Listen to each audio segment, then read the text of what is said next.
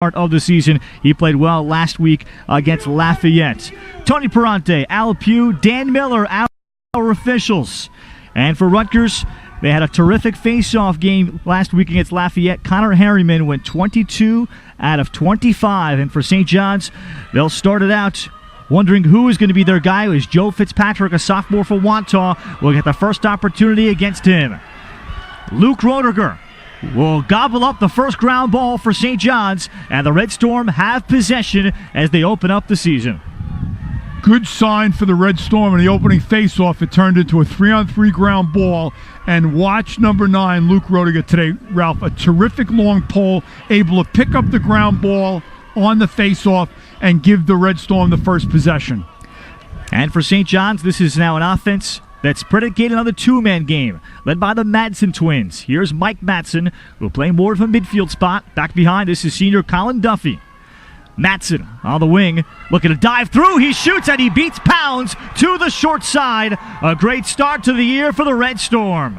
Excellent face dodge, attacking from the left wing, and the Red Storm not worrying about the shot clock at all. They're attacking early and showing very aggressive offense.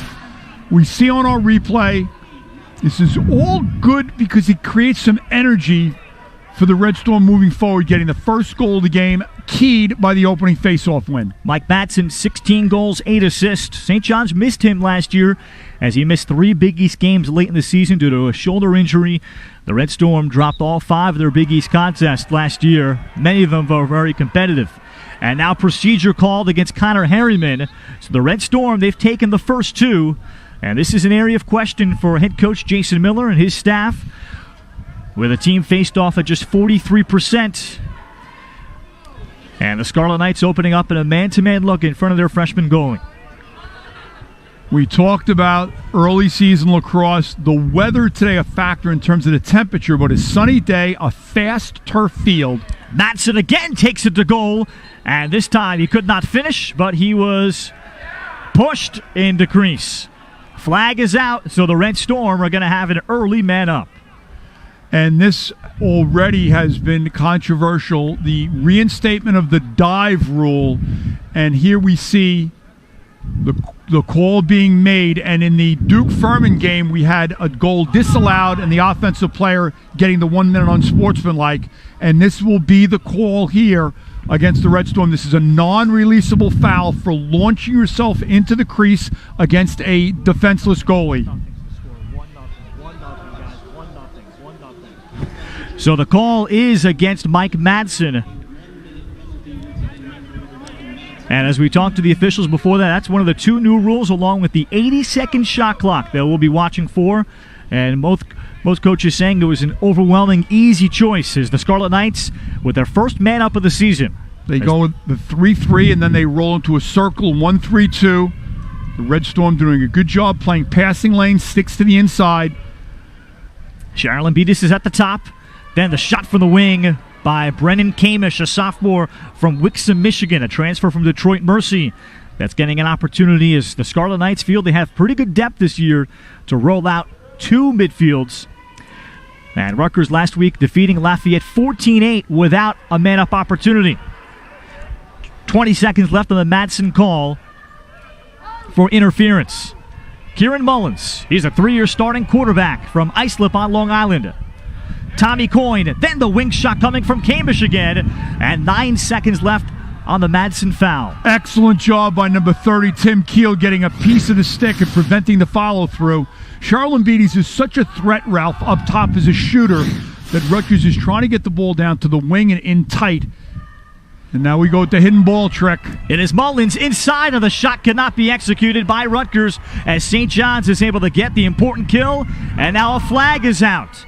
The shooter was Mark Shakti, the 4th attackman, on there for the man up for Rutgers. And the Red Storm, a chance for some transition. Luke Roediger shovels it along, and the ball on the ground. He was trying to find Matt Duncan, the D-midi, and now the pickup by Rutgers and Zach Massessa. And now it'll be St. John's with their first man up. The ball has to go out of bounds, or the defensive team has to gain possession for the slow whistle penalty to go into effect. The penalty is for a slash, and St. John's with two great checks. The one by Keel that I described, and then number 15, Max Stockfetter, the short stick, getting a piece. So Rutgers unable to get a shot on goal. Excellent man-down work by the Red Storm. They're rewarded by going on extra man themselves. Kieran Mullins, the attackman, the 1-minute slash. And St. John's last year, solid percentage, Rich. 42% of the men up, 16th in the country. They just didn't get enough of them. Declan Swartwood behind for Colin Duffy. A 1-4-1. Now they go with a circle and roll back to a 3-3. Lots of movement for the Red Storm. Swartwood onto the wing. Mike Matson turning and firing is Duffy, and Pounds comes up with the save. Ben Pounds, he is not supposed to be the starter, but Max Edelman, the fifth-year senior that was preseason All-Big Ten, he got hurt in the second exhibition game. Brian Brecht, coaching the Scarlet Knights, says he'll be back shortly, maybe another week or so for Max Edelman. And they were glad to get him back. They heard last May that he'll be granted a fifth year. But Ben Pounds, who comes from a great pedigree, he's the starter for these opening couple of weeks for the Scarlet Knights, coming up with the first save. Excellent save. Duffy had more time than he thought, but Pounds playing position, coming out in a high arc, and prevents the game from getting to 2-0. And both teams feeling themselves out. It's early, not only in the season, but early in the game, certainly opening day for the Red Storm. But the level of play and the aggressiveness and the energy level really high for both teams. On the rollback here is the dynamic Casey Rose, preseason All-Big Ten. Sprock, down low, Tommy Coyne. Sprock, the freshman from Dallas, Texas. He's got the short stick D-midi on him. And Matt Stockfetter. Shot clock down to 5. This is Coyne trying to fire, and instead a whistle, a warding off is called against Coyne. Terrific defense by St. John's. Short time on the shot clock, you have a decision to make. Do you go hard to the goal, or do you roll the ball into the corner and run to the box so you don't give up any transition offense? And that time Rutgers chooses to go hard to the goal. Good ride by Rutgers, and the Red Storm able to advance. Our rule, Ralph, is 80 seconds total. 20 seconds to advance the ball out of your defensive half over the midfield line, and then a 60-second possession as the clock starts. So as you look right now at 50 seconds, there's time to spin it, but we've talked in the past, Ralph, that you don't want to micromanage. You have terrific athletes with tremendous stick skills, and the idea of running the ball around the box and setting up and substituting, the coach is near unanimous. Here's a big step-down shot and a finish. Ryan Schaefer beats Ben Pounds through a screen. 2-0 Red Storm. Ralph, you called it. The screen was key to the success of this shot.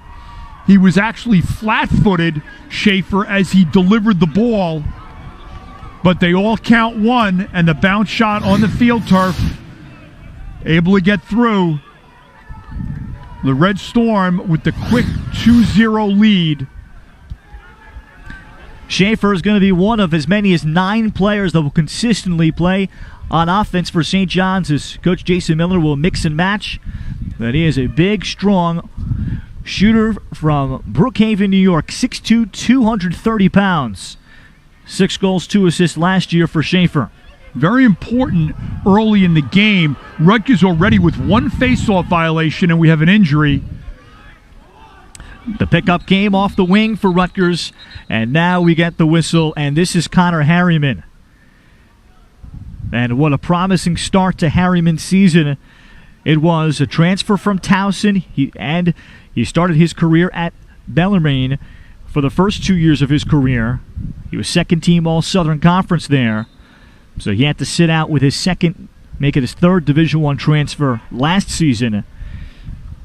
And for the Scarlet Knights, what a devastating loss this could be. Not just a 22 out of 25 last week, but Brian Brecht loved his athleticism that he showed from the X. He had 14 ground balls himself. A terrific job when you, as the face-off player, can not only win the draw but come up with the possession. And everybody's talking about the post-TB era at Denver with Trevor Baptiste graduating. not only statistically, but in my view, the greatest face-off player in the history of our sport at the college level. So you just have to regroup. But teams will do different things on the face-off route to create a 3-on-3 situation where you put the pole, how you attack it with the short stick. But certainly early on in the season with the really cold weather, even if you stretch, if you plant the wrong way, potentially a lower leg injury, a hamstring injury. So we're hoping he's able to bounce back.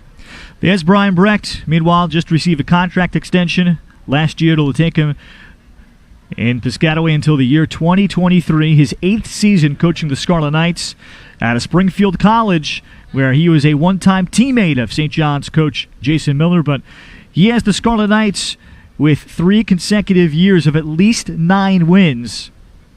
And Brecht, last year, 2 one-goal losses at Maryland against Johns Hopkins, and an overtime loss at Princeton. And especially 2016-2017, Rich, they were one of perhaps the last 2 teams out, if not the first team out, in each of those NCAA selections. Ralph, in my view, they were 1 win away both of those years. And Brian, I've known for many years, coached several camps with him. He's an outstanding student of the game. He's great with working with student athletes. He was the coach at Siena College and did a tremendous job there.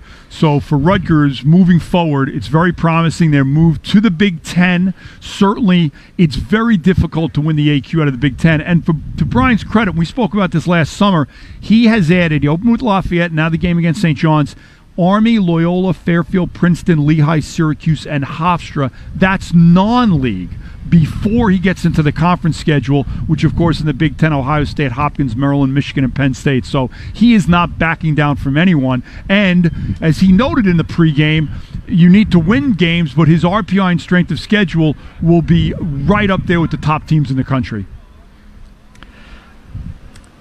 So Rutgers' primary face-off man, Connor Harriman, needing significant assistance to come off the field. Already a 5th-year senior from South Lake, Texas.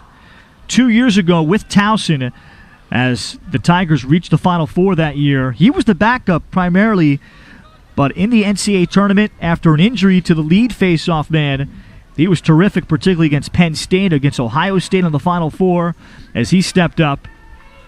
And now the Scarlet Knights will have to turn to 6th-year senior Alex Schoen to be the primary, and perhaps some others the rest of today. Rutgers in a wide set offensively, and teams like to go after the short stick. You're limited by rules to 4 long poles. There's the throwback, and turning there. Good position on Brennan Kamish was St. John's in front of goalie Brody Agers, as that shot by Shire Lambeed is fought off by Agers. Agers also in a great story of return. He tore his ACL as a high school football center back in October of 2017, so he missed his entire senior year, but was a very good all-county starter as a junior for Farmingdale, a very good Long Island program. And Farmingdale's goalie coach, John Campbell. Taking it hard to cage, that's Brennan Kamish. And Rutgers is on the board at 2-1.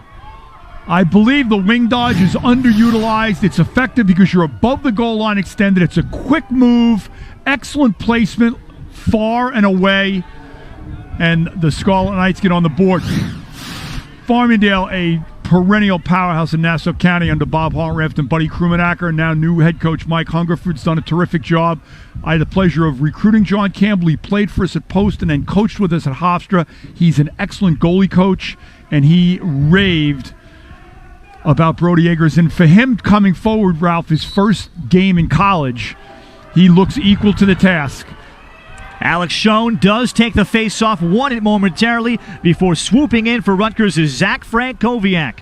Speaking of returns, he's back from a 2-year Mormon mission in St. Petersburg, Russia. This is Shire Lambeed, and he fanned on the shot. Good late trail check coming from St. John's, and Luke Roediger on the ground ball. Outletting transition, here comes Pat Smith. Smith down to the crease. This shot fired wide with some traffic in front. Jonathan Huber, a redshirt freshman for the Red Storm, back himself from missing all of last year with injury.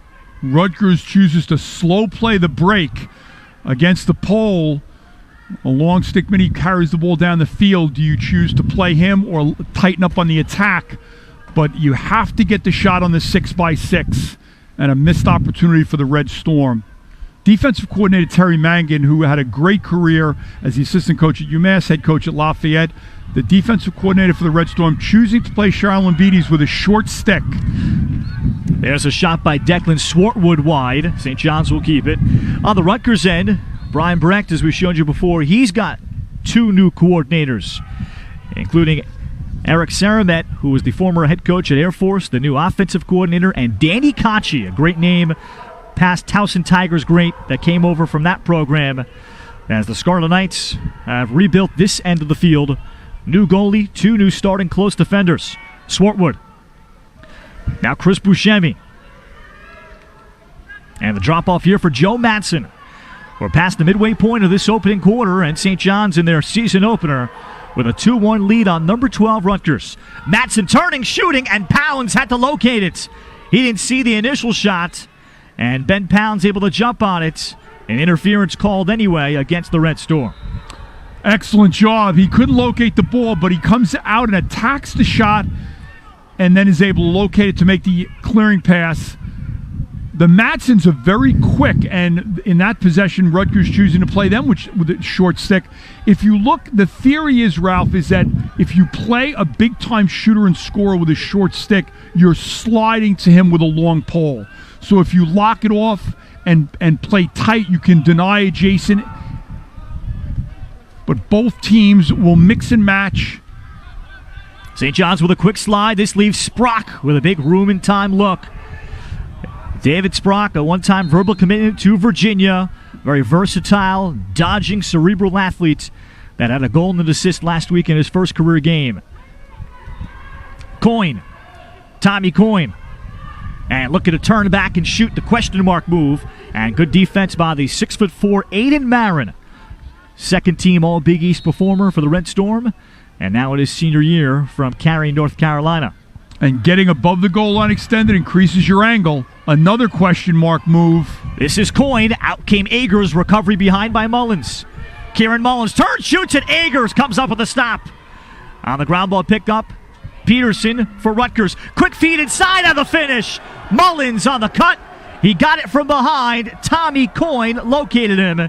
And we're tied at 2. Agers with a terrific save, but Rutgers able to pick up the ground balls in the offensive half, and playing fast continues the assault on the cage, and the third shot got it. They had a couple of wild shots, but they were able to finish and tie the game. And Ralph, there was a perfect example about how the duration of the shot clock. That was a lengthy possession.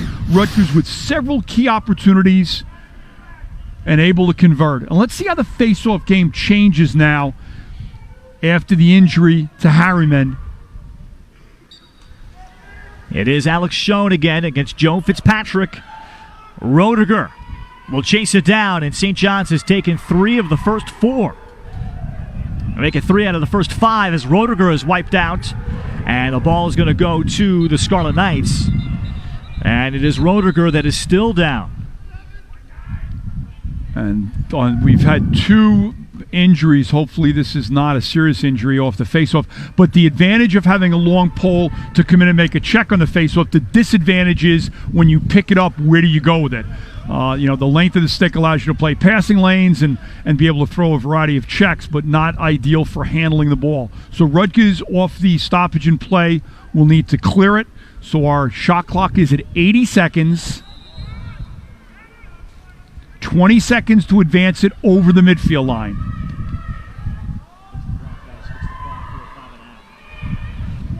An overpass by the Scarlet Knights, and Aiden Marin has the chance to save it, and he cannot, so Rutgers will keep it.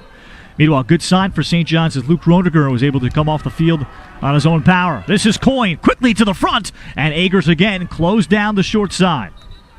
I have to believe that the Red Storm and Terry Mangan will make the adjustment. They have to turn the Scarlet Knights earlier below the goal line extended. Rutgers has been very successful getting above the cage where you can turn and front swing to shoot. You can run the question mark. You can inside roll. But right now, a lot of pressure on Agers as these are shots are coming in from in tight.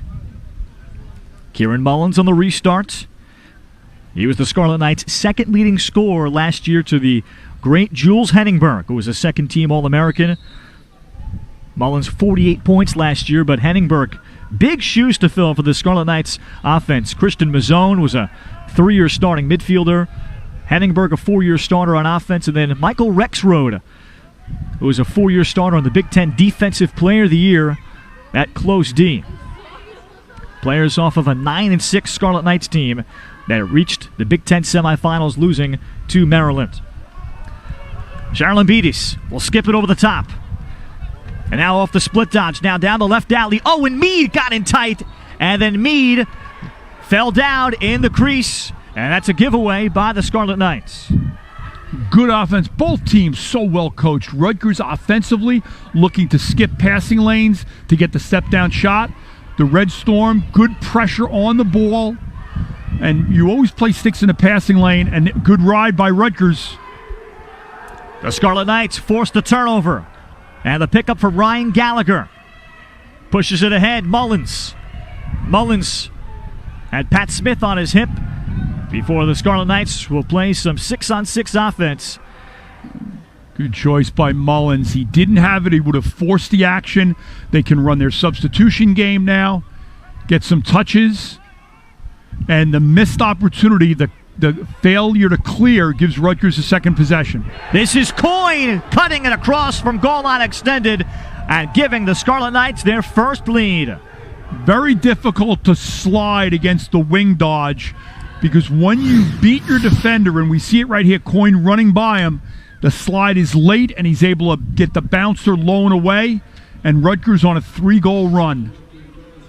Tommy Coyne out of Naperville, Illinois.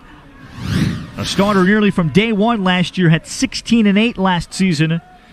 Scoreless last week. But a high school All-American that graduated early in December of his senior year to enroll early at Rutgers in January of 2018.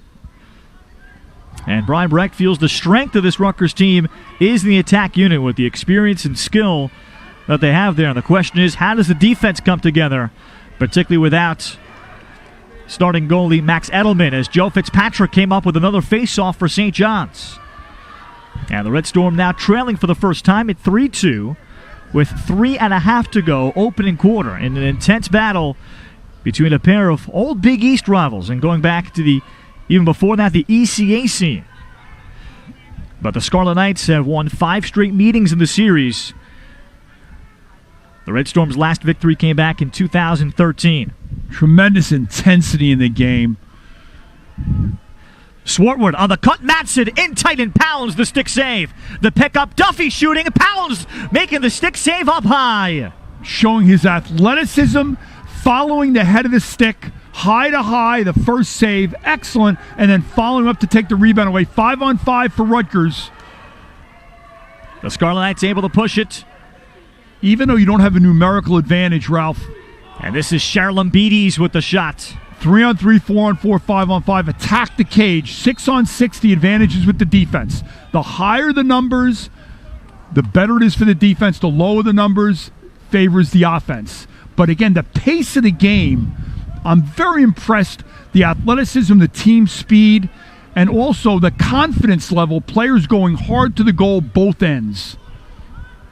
Charlambides brought down a high pass. This is Mullins going to work in his office, and his shot in tight, nearly handcuffed Agers, who's coming up with the saves here in the opening quarter. But then Marin tried to rake it to himself. Loose ground ball, picked up by Coyne on the turnover. A second missed clear by the Red Storm, and the fatigue factor comes into play, Ralph. When you're on offense, you can run your substitution game. Defensively, you can't run to the box.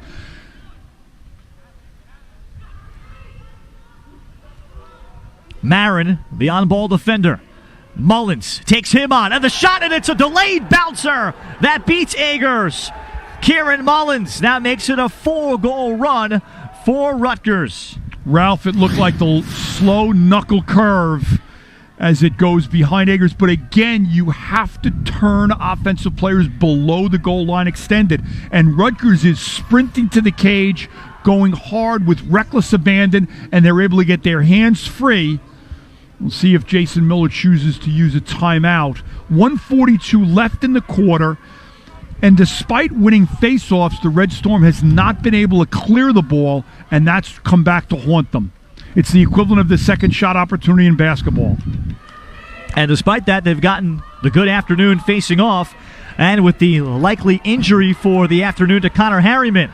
And St. John's able to win another off the wing, freshman Dylan Willis from Baldwin, New York, and a product of Kellenberg High School came up with it on the wing. As coaches, we frequently talk, Ralph, about being a complete player, and Brian Brecht and his staff coaching the attack. Riding is so important, and they've done an excellent job so far today, and we saw it there. It wasn't an easy clear for Rutgers, for the Red Storm, and the advantage, Ralph, is that then you can get back on defense. You're not giving up a fast break or a transition. So the attack, as the harder they go and the more time it forces the Red Storm to clear it, allows you to set up your defense.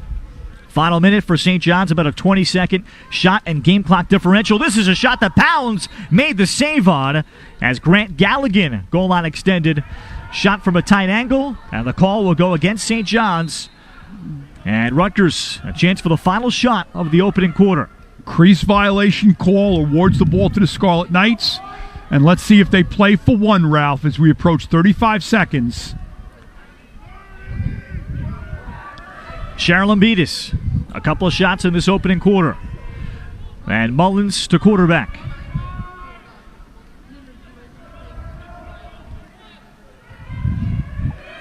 Final 20 seconds as Mullins with eyes to the front. Kieran Mullins, there comes the help on with Marin recovering, then Coyne to the front looking for Charlambides, and the ball pops right up to Agers. St. John's will get a heave from Kiel, and that'll take care of the opening quarter. St. John's jumped out 2-0. Madsen and Schaefer with the goals before Mullins of Rutgers scores twice during this current 4-goal run. 4-2. Number 12 Rutgers with a lead at St. John's. We're coming back with the second quarter on ESPN3.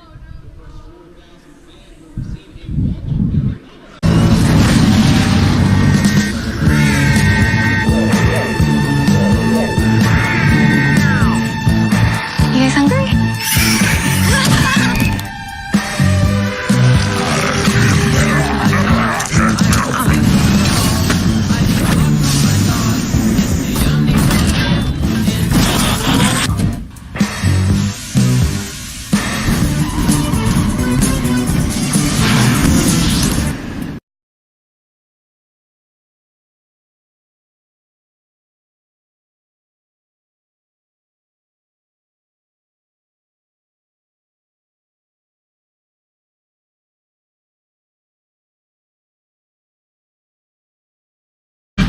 See what we got. What is this? Hey, Portal, call Lauren. Oh, wait, it's moving. And if I go over here, camera follows me, doesn't it? You can see up here, right? Yeah. Has to like quick enough. I see you. Yum, yum, yum, yum, yum, yum, yum, yum, yum, yum, yum. Hey, Casey. It's nice to see you today. Portal. Save $50 through February 18th.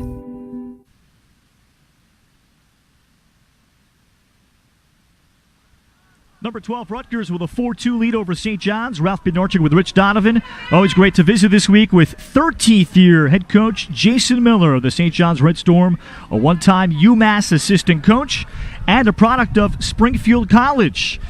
And it's always fun with him and longtime friend, rival, and teammate back at Springfield College, Brian Brecht. And the two always get together either in scrimmages or now in non-conference battles. As a UMass alum, I got to know Jason working at camp, and after the 2006 season, when UMass advanced to the national championship game where they lost to Virginia, the St. John's job opened, and Jason was talking at camp, and we talked about the opportunity to be a head coach, and I encouraged him to apply, and he's been a tremendous asset to the program. as he's built the Red Storm. And this year is, as you mentioned, Ralph, they're a more mature team. They're more athletic. They're more physical. They've been around the block in a very challenging Big East, and they're looking to make the next jump this year. Sharon Lambetis swims through to his right hand, finishes. What a high-level move there from Sharon Lambetis, who you might call as your quintessential left-handed Canadian finisher. But that's what he can do with his offhand 5-2 Scarlet Knights. This is a big-time goal by a big-time player. Brian Breck described him as a true Canadian finisher. He's got the size, the stick protection, and the placement of the shot that time, showing the ability. The stick protection is so important for the Canadian players. Bill Tierney, longtime coach, 6 national championships at Princeton, 1 at Denver, always talks about how American players should play 1 summer playing box lacrosse. Won't celebrate it yet. The whole game. Fitzpatrick. And the pickup here from Matt Duncan. Speaking of Canadians, St. John's thinks they found themselves a super short stick D-midi Canadian as a flag is down against the Scarlet Knights. Slow whistle for the flag. Duncan with tremendous quickness. Scoop, cradle, pass off the ground, and it gives the Red Storm a free possession here. The defensive team has to gain possession, or the ball has to go out of bounds for stoppage and play for the penalty to be assessed. This is Chris Buscemi, a physical midfielder. Turns, shoots, and he beats Pounds through the 5-hole. Well, Chris Buscemi in his senior year, he has graduated from being a 2-year starting D-midi up to the offensive end, and he puts in his first goal in 3 years. It's a 5-3 game. Great job on the replay by our production crew. This is an example of the offensive shooter using a defensive player as a screen to screen his own goalie. And you have to be able to push the player out, get him away. Don't let him post up. Turn and shoot. And the Red Storm answer to cut the 3-goal deficit back to 2. Chris Buscemi out of St. Anthony's of the Island. His only other career goal came back in 2016 against Hofstra. But for 2 years was a durable D-midi, but as Jason Miller felt, he's one of our most skilled guys and shoots the ball well. They had to give him a chance. A hold is called now against the Scarlet Knights in the face-off. No possession, a technical foul such as a hold results in possession only. It is not a time-serving foul. But again, off the face-off, the Red Storm gained possession. Let's see if they can go on a run here. Buscemi will come on and play man up as he's got the short stick. Buscemi again shooting low, and this time Pounds got a beat on it. And Ben Pounds will cover it up. First team All-State last year in New Jersey at Ridgewood High School. We talked about his older brother Noah, who was briefly at Navy before an injury ended his career. And dad Mike Pounds, former goalkeeper at Montclair State, that's been a longtime trainer and longtime head coach of Ridgewood and New Jersey Power. Back behind for the Scarlet Knights on the handle, Kieran Mullins. Mullins able to locate. Here's the shot and a finish. And the Scarlet Knights with an immediate answer. That's Demetrius Stevenson, a big shooting 6'2", 225-pound freshman from Dover, Delaware. His first career goal. Ralph, normally you'd say have the stick in your left hand when you're on the left wing, but if you can bring the high heat like that, you can shoot righty. It's not the best angle, and now we've seen a flurry of goals going back and forth. And the goalies have not given up any bad goals. These are all big-time shots. Mike Pounds, a terrific student of the game. I enjoyed working with him over the years, and the tremendous goalie coach, and was an outstanding player in his own right. Speaking of Stevenson, didn't play much last week against Lafayette. Getting a chance here as we get the hold called against Rutgers. So St. John's has been able to hang in here and have the advantage for much of the afternoon in the face-off X, particularly with the injury to Connor Harriman. Ralph, and that's a situation where they have to take advantage of all of these possessions. You don't want to be down 6-3 when you've had the majority of the face-off wins. So a chance here to get their offensive personnel in the game. Dan Passione, outstanding player at Farmingdale High School and at UMass. working with Jason Miller, does the offense and installed a razor offense last year. Lots of two-man plays. Now they'll scramble off the crease as they invert versus the short stick behind the cage. This is Matt Ohl, junior from Connecticut High School on the island.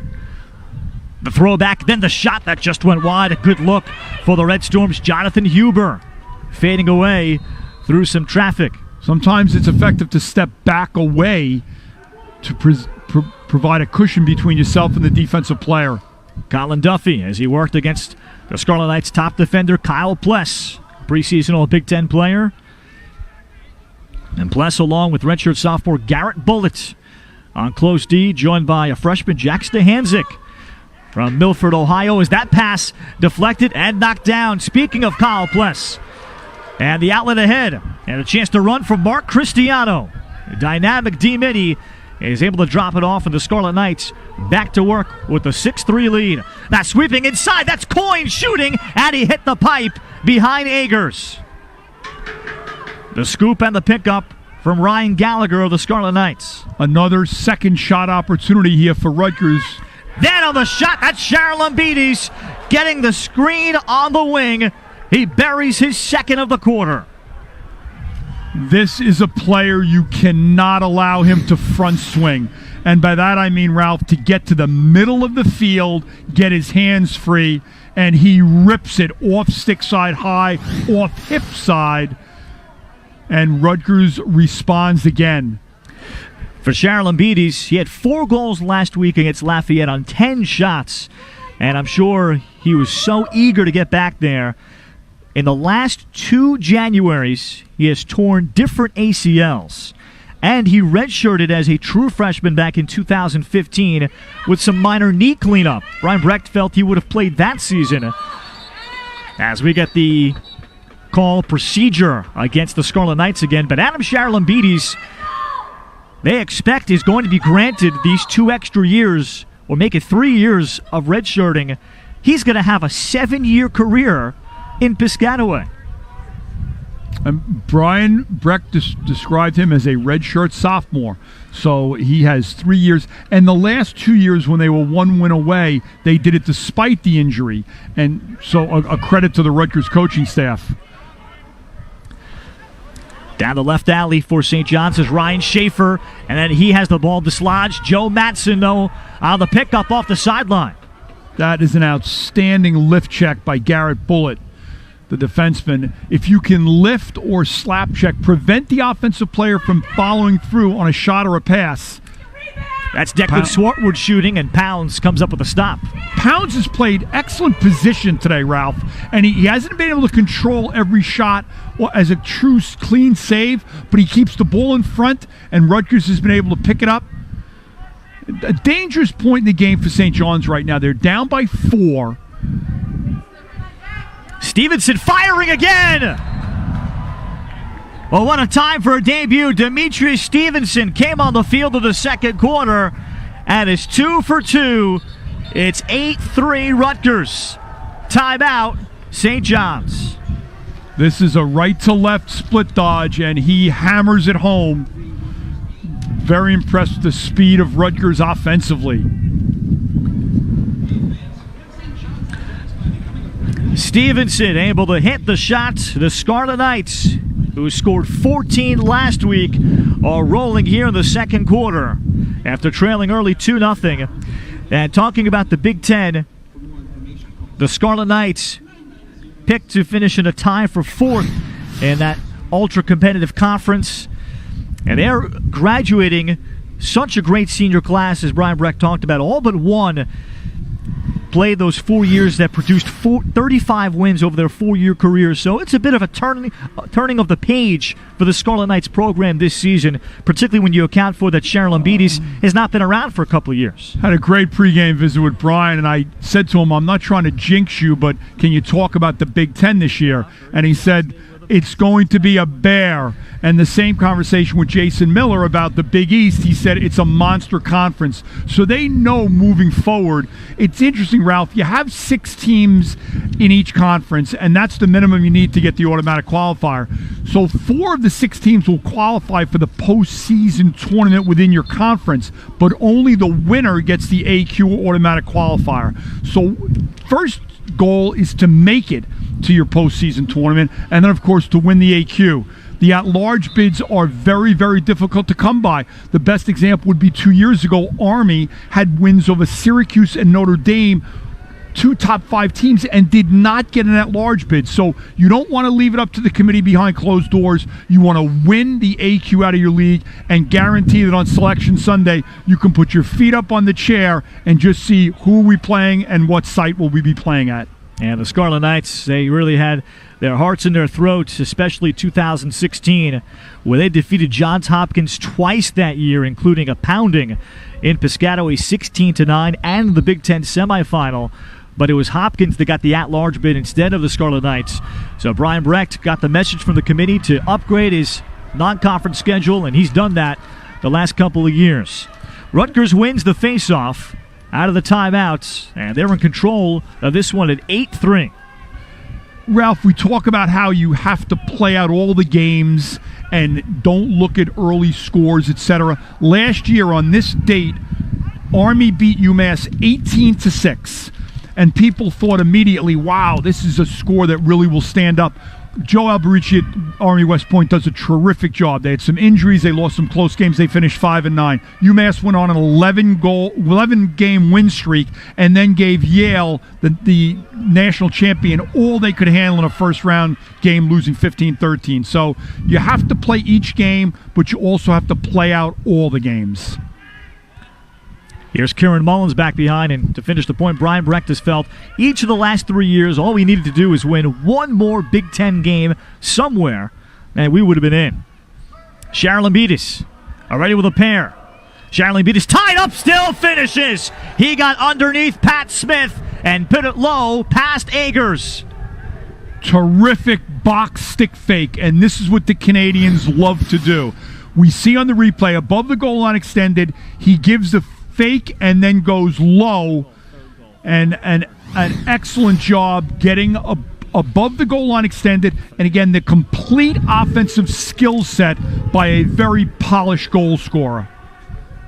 43 goals, 14 assists as a freshman, and Rich, you can certainly understand when you miss so much time from a rhythm standpoint, and Sharon Lambetis is essentially through a game and a half picked up right where he left off 3 seasons ago. It's a great example for younger players out there that sometimes, there's bumps in the road, you'll have an injury, but you just keep working hard. The flag is down. We're going to have a slash call against the Scarlet Knights. Again, the slow whistle, free possession for the Red Storm. Joe Matson waits for twin brother Mike. Juniors from Locust Valley on the island. And here is Huber. His stick was tied up on a bounce that came for Schaefer, trying to bulldoze his way through. Schaefer, Buscemi, good feed. Mike Matson able to twirl in front, still has possession, and now the Scarlet Knights will pick it up, and we'll check on the foul against Rutgers. Great pass inside. Mike Matson, perhaps being a little too unselfish right there, had an opportunity.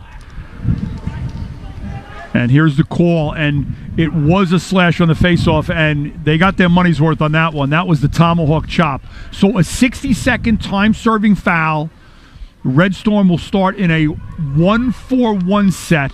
So one time-and-room shooter up top. The distributor plays at X behind the cage, 2 on the crease, and a lefty and righty wing shooter. They need to get one here, Ralph. Second man up for the Red Storm. It's Zach Masessa that's in the box for Rutgers. Joe Matson. Up high, Matt Ohl to quarterback, the man up. Huber will swing it inside. Colin Duffy. Rutgers in a soft zone. There's the rip from Huber. He hits the right pipe behind Pounds. The pickup, Declan Swartwood. They got the look they wanted from the lefty wing shooter, trying to go near pipe against the right-handed goalie. Colin Duffy. Wing shot, there it is. Mike Matson, a bouncer, beats Pounds. St. John's converts on the man up and ends the Rutgers scoring run of 4. Good scheme by Coach Dan Passione. The Red Storm, don't be fazed by the first shot hitting the pipe. Come right back.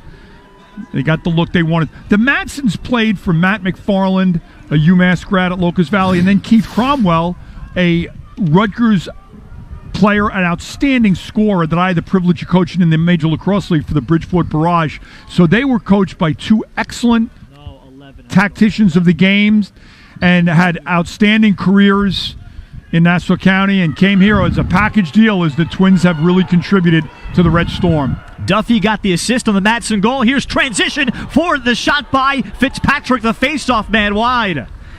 What a good look. First career shot for Joe Fitzpatrick as St. John's was able to get transition. The coaching point there, Ralph, is on field turf, you have to bounce it at the crease line or inside the crease. When you bounce it outside, it has a tendency to go over, and Fitzpatrick, with a great opportunity, wound up bouncing it high. So the Red Storm able to run their substitution pattern, and now you can only score 1 goal at a time. Be patient, get the ball in the right stick, and against the matchup you're looking to exploit. Matson, and he's got the short stick on him. Mike Matson trying to get to his strong left hand, takes it across and finishes again. Matson able to take on Demetrius Stevenson, a freshman, and he was able to work some magic there with consecutive goals to cut it to a 9-5 game. Excellent job. He gets above the goal line extended, but the rocker step and the quick dodging back and forth, the head of the stick upfield, and then turns the corner. So down 9-3, there is no quit with the Red Storm. And for Madsen, he is the type of player, Ralph, that against a short stick, good athlete, or against a long pole, a physical player, he's been able to create and get a lot of open space, the change of direction leading to the goal. Alex Schoen finally able to win a face-off for Rutgers. Schoen in his 6th year of college, a one-time Syracuse football player. Before a couple of injuries have sidelined him, but now it is his turn to step up for Rutgers. And the Scarlet Knights, despite the 9-5 lead, they haven't had the ball a whole lot. We have a long season to go, and early season Tuarton favorite Pat Spencer at Loyola is a senior, and he's planning to play basketball next year at Loyola. His younger brother is coming in as a freshman, but unfortunately he's had some shoulder issues, and Loyola with a big game today opening up against Virginia. Now to the wing, here's Casey Rose, preseason All Big Ten super player. This shot, and he got Agers up high. Rose, a 5th-year senior, a 3-year starter that had 28 points last year. Haven't called his name a lot yet. As Matt Duncan for St. John's will pick up the clear and push transition. Matt Stockfetter shooting! Stockfetter, the D-Mini with the goal! And the Red Storm with a 3-goal run for Stockfetter, the first of his career. 9-6. The advantage of not running to the box in transition, stay on the field. You may be a short stick D-Midi and play fast. And the Red Storm being aggressive between the lines and started by the outstanding stop by Agers, Ralph, against some heat. The Red Storm need to tighten the middle of the field. Don't let Rutgers front swing. But the transition opportunity, again, there was no numerical advantage, but you're playing fast, and that's where your chances for success increase rather than playing the traditional 6-on-6. Matt Duncan, his first career point on the assist. And Jason Miller is very high on his D-Midi core that they could convert some offense this year and trigger it. And this is Dylan Wills, the D-Midi, picking up the ground ball and ahead to freshman Kyle McBride, with St. John's winning another faceoff. The definition of make it, take it. The Red Storm scoring, getting the next faceoff, and putting themselves in a situation where they could cut what looked like an insurmountable 9-3 lead, now could cut it to 2 goals. Buscemi And he attacks the Rutgers D-midi. And Mark Cristiano got it to Huber, who missed a good look. And Jonathan Huber, something of an X-factor for the St. John's team, was very good in the scrimmages.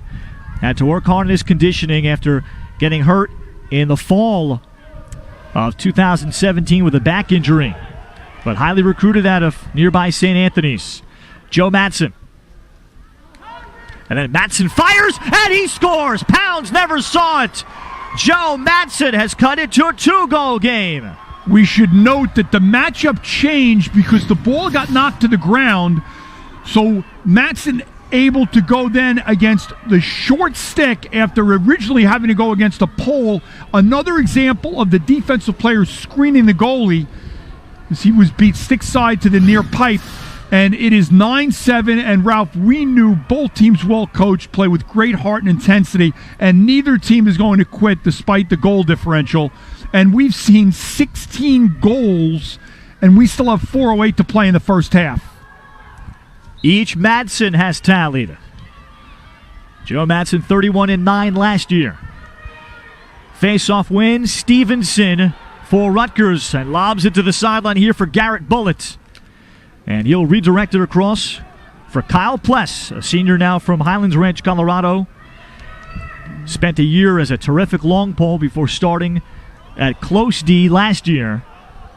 The correct play oftentimes is to throw the ball back to the goalie to the defensive half. If your momentum's taking you that way, you have plenty of time to clear it. And it's great, Ralph, to hear you reference Texas, Colorado, Illinois. Our game has exploded in popularity across the country, and the best example I can offer is the University of Utah in their inaugural season, playing, and they lost their first game to Vermont, and they'll struggle this year. They're playing a very challenging schedule, but that will continue to grow the game out west. Timeout on the field called by Rutgers. The Scarlet Knights lead is just 2. Back in Queens in a moment. Alexa, dim the lights. Okay. Oh, no, Dad, I need your help. What have you done? Burnt the duck. That's a duck? What do you have in that cabinet? Some spaghetti. Okay, chop up some garlic. Your mom cooked duck for me once. Did she burn it? Of course she did. Of course she did. Now it's beautiful. There you go. How do I look? Perfect. Thanks, Dad. What's his name? Dad. Alexa, hang up.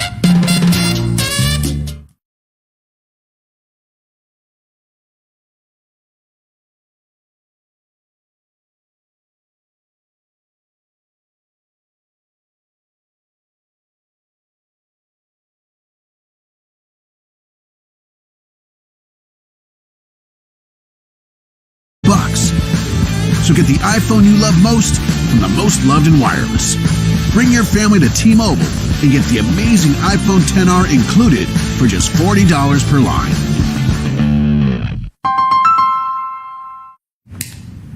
Alexa, dim the lights. Okay. Oh, no, Dad, I need your help. What have you done? Burnt the duck. That's a duck? What do you have in that cabinet? Some spaghetti. Okay, chop up some garlic. Your mom cooked duck for me once. Did she burn it? Of course she did. Of course she did. Now it's beautiful. There you go. How do I look? Perfect. Thanks, Dad. What's his name? Dad. Alexa, hang up.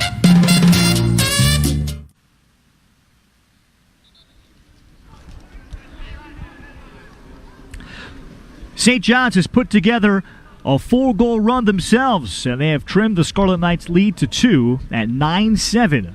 Ralph Bednarczyk with Rich Donovan with you from cold and windy and just downright frigid Queens and the Civil Memorial Field. Temperatures in the low 30s. And Rutgers using the timeout with 3 minutes and change to go. And what's been an explosive first half, St. John's jumped out ahead 2-0. Joe Peterson. As Peterson loses it, and Aiden Marin the pickup for the Red Storm. And Marin able to shake off a couple of checks, able to get it ahead to Matt Stockfender. And Stockfender, who's got his first career goal today, is going to wait for some teammates and support. Impressive defense by the Red Storm, immediately getting the ball to the ground, creating a turnover, successful clearing pass, and an opportunity to cut the deficit to 1. And out of the box with a full head of steam, Instead, it's an outside shot from Declan Swartwood. He stepped into one all right. It's 9-8.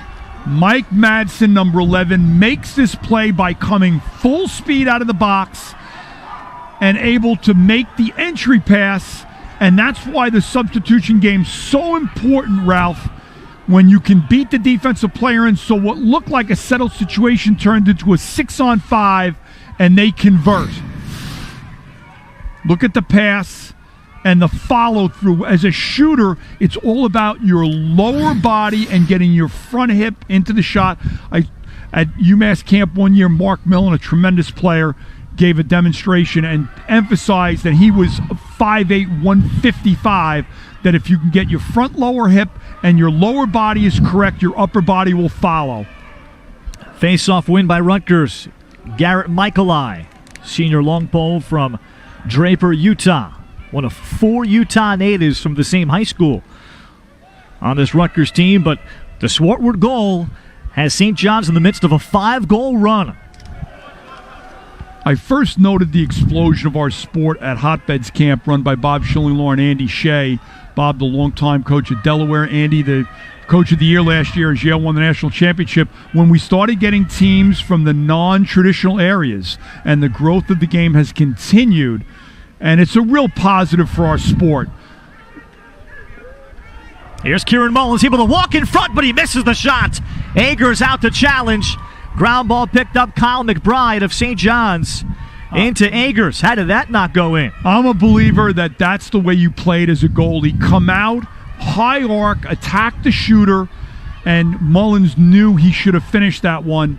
And Rutgers needing a goal, Ralph, even though they're up by 1, the momentum has completely shifted. St. John's with 1:15 left. Here looking to get the equalizer after trailing 9-3.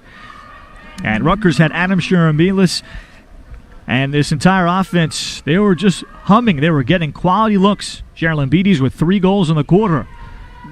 Joe Madsen. Talking to Andy Shea last year after they won the national championship, he talked about the team philosophy. Make the we play, not the me play.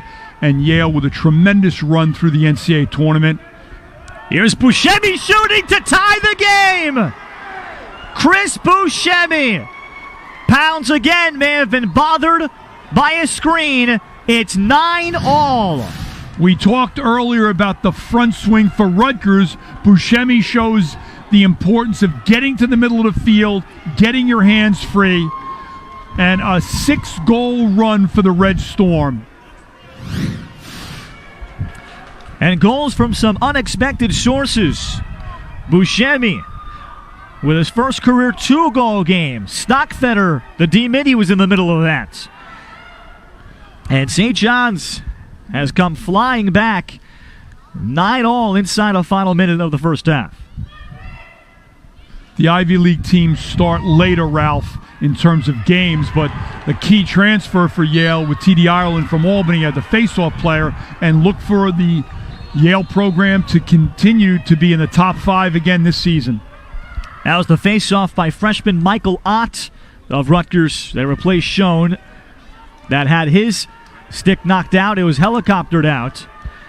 And St. John's remarkably a chance to take the lead with them into the locker room. That's what they'll talk about with a timeout taken here by Jason Miller. Oh, what a run this has been.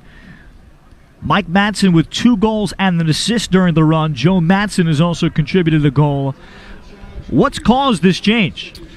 The ability to clear the ball successfully. Agers has made some saves for them, but I love their offensive aggressiveness, going hard to the cage.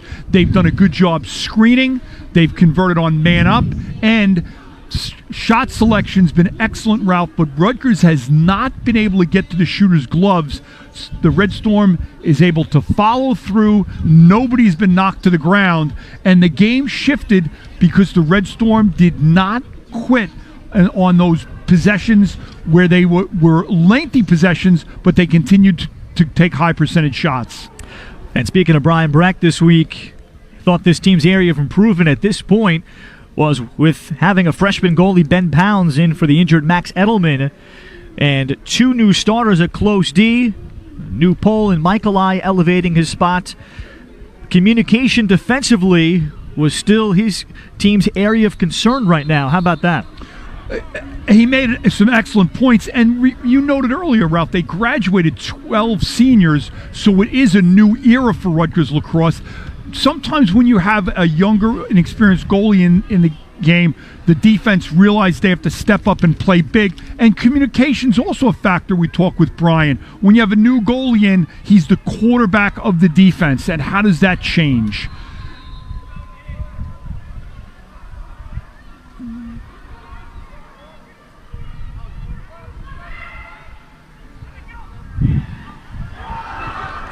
And Great here's look. a quick shot inside, and the stop was made. Rutgers is going to survive that last look out of the timeout. And we're even at 9 as both teams will try to thaw out in the locker rooms. On a frigid afternoon, Rutgers was in command seemingly midway through the period at 9-3. St. John's with a 6-goal run with them as we head to the break. We're back to show you some first-half highlights on ESPN3.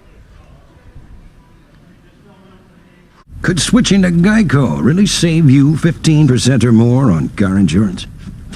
Did the little piggy cry wee, wee, wee all the way home? Wee! Wee, wee, wee! Wee!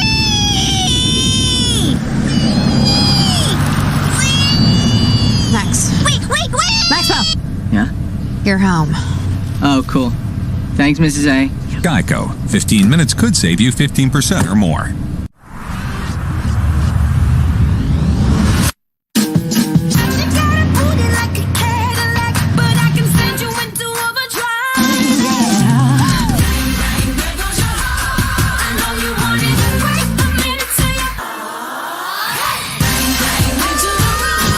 The unmistakable Cadillac XT4. Once again, driving is joyful. Starting under $36,000.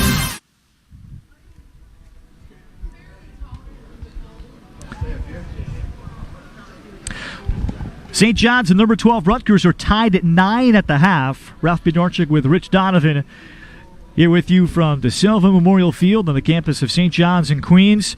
Let's look at least some of the goals in that first half. Rutgers trailed early 2-0, Rich, as St. John's got an early goal. The first possession from Mike Madsen. Mike Madsen showing his quickness. We've seen a tremendous amount of wing dodge play and dodges from X. Both teams have struggled sliding, and as a result, the goalies have been left kind of hang out to dry a little bit, Ralph. But we've seen the quickness and the ability to split dodge, get your hands free, and both teams with versatile offensive players. So we've had a variety of goal scorers. And even though both goalies have made several saves, it's the ability to stand or box and back yourself in that's really made it kind of a shooting gallery here. Good ball movement. We've seen some high heat. We've seen some shots off hip, shots to the far pipe. With 18 goals, the fans here are seeing the fun lacrosse. And I don't think it's attributed to the shot clock. Most of this has been 6-on-6 offense by individual dodging. St. John's, when they went on their run, the ability to win face-offs and play well between the lines. Adam Charalambidis with all 3 of his goals. There he is coming in the second quarter. That helped Rutgers build up a 9-3 lead before St. John's put together quite a run. This was a man-up tally. Mike Madsen from Colin Duffy on the wing. St. John's would get 2 goals during that stretch from midfielder Chris Buscemi, and D-Midi Matt Stockfeder would factor in during this time as well, as the Red Storm were able to come all the way back. Madsen there on the finish, and this would be a Joe Madsen finish, beating Ben Pounds. On and on it would go. We've seen a 60-minute game turn into a 30-minute game, tied at 9. This has been an outstanding offensive game, but both teams need to tighten up and be more physical defensively. 9-all, St. John's battling number 12 Rutgers. We're back with third quarter action on ESPN 3.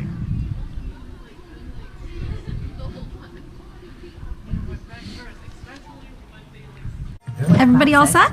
Hey. Oh, any recommendations? The salmon roll's okay. Just okay? Is it fresh? Sort of. The chef had it this morning.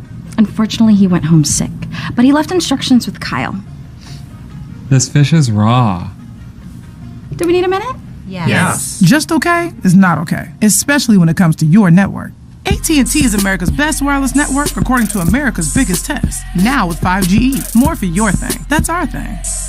We're not famous. We're just a small Georgia town of complete unknowns. Because we are not known for who we are, we hope to be known for what we do. No, we are not famous. But we are incredible. And we make incredible things.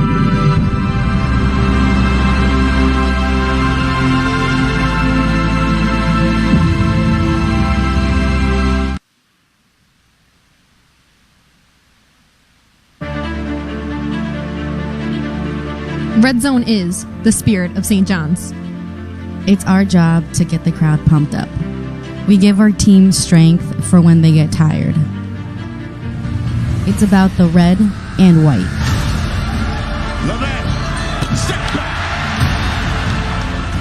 I am a red suit guy. I am the heart of St. John's Athletic. I am a super fan. We're here to get you excited.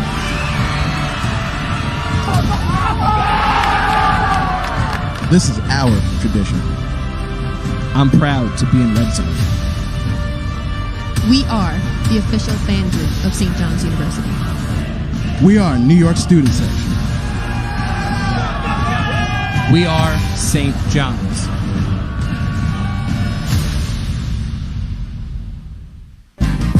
New York, New York. It's easy to see why they call it the Mecca.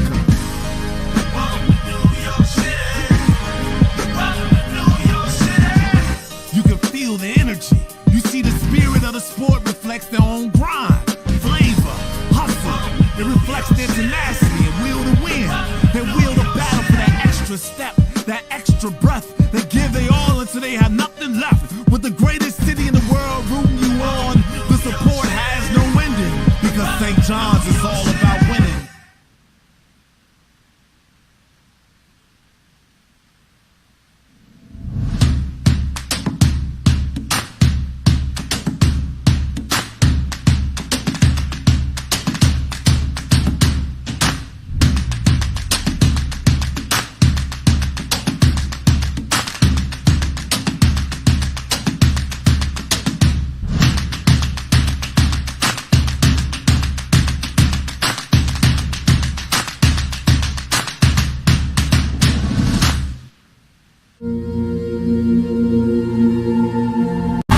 Perfect plate burger base.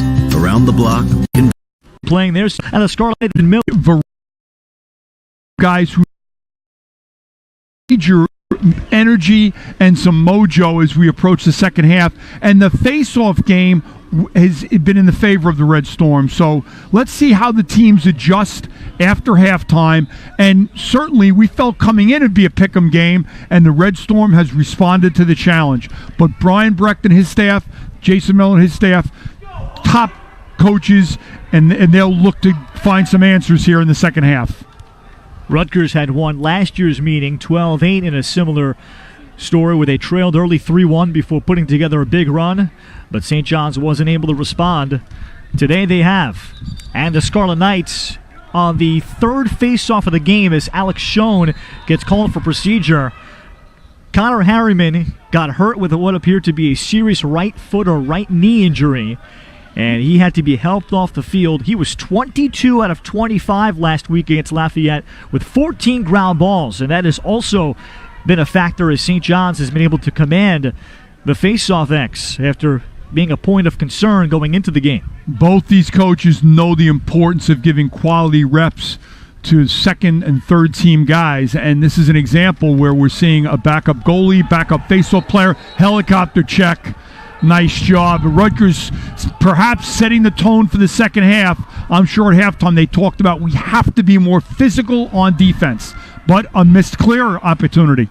Colin Duffy had the ball and the stick helicoptered out of his hands before the Red Storm gather it back. Mike Matson downloaded the crease and the ball knocked down. Good active stick by Jack Thompson, who's normally the man down defender. And then Luke Roediger all over his stick, jars it free, and St. John's will have it back. It was Roediger that was shaken up in the opening quarter, and we didn't see him again. Roediger staying on the field on offense, forcing Rutgers to play the substitution game, but the good check and the advantage on defense we've talked about, Ralph. The long pole is great for checking and passing lanes, but not easy to dodge with. So both teams with turnovers early on to start the third quarter, but the Red Storm with an opportunity to go ahead with the next goal. St. John's had the lead at 2-0 before the Scarlet Knights put together a 5-goal run themselves. Down low it comes. There's the lead again. It's Huber from goal line extended, beating Pounds.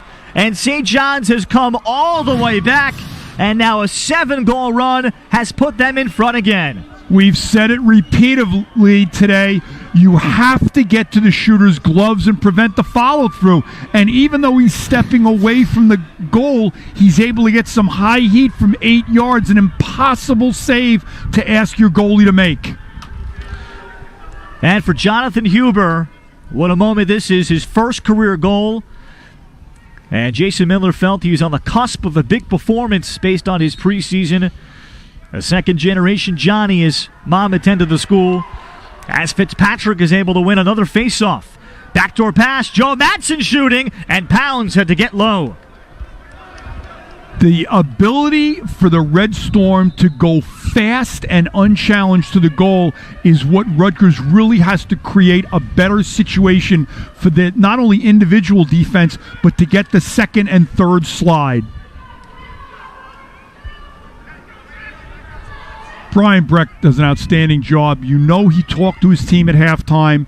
And sometimes you're up 9-3 early, Ralph. You have a tendency to take your foot off the pedal a little bit. You always play for the next ground ball, the next save, the next clear. This is Mike Matson. Rolls back, then fires, and Pounds was able to see it high into the stick. High to high. You have to change the plane of the goal. Low to high or high to low. Red Storm doing a good job on transition defense, getting back in.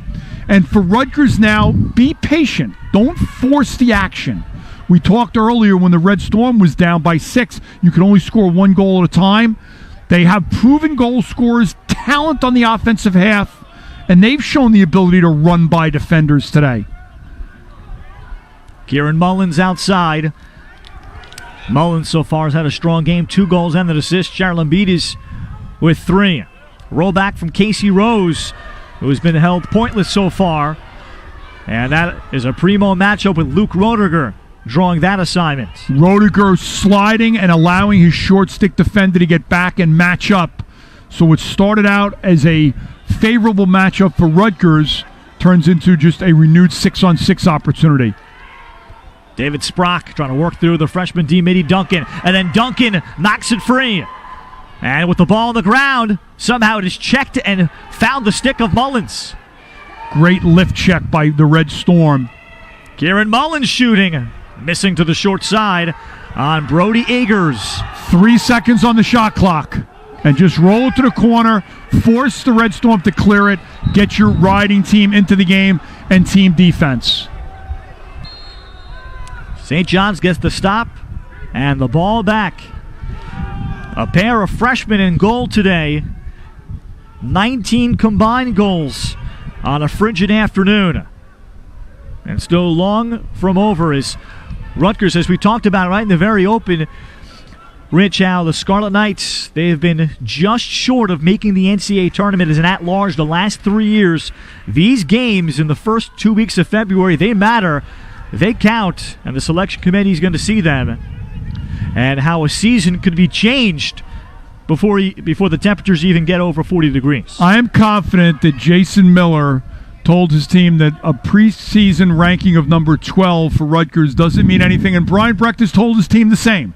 You have to play the games. Great look to the back pipe.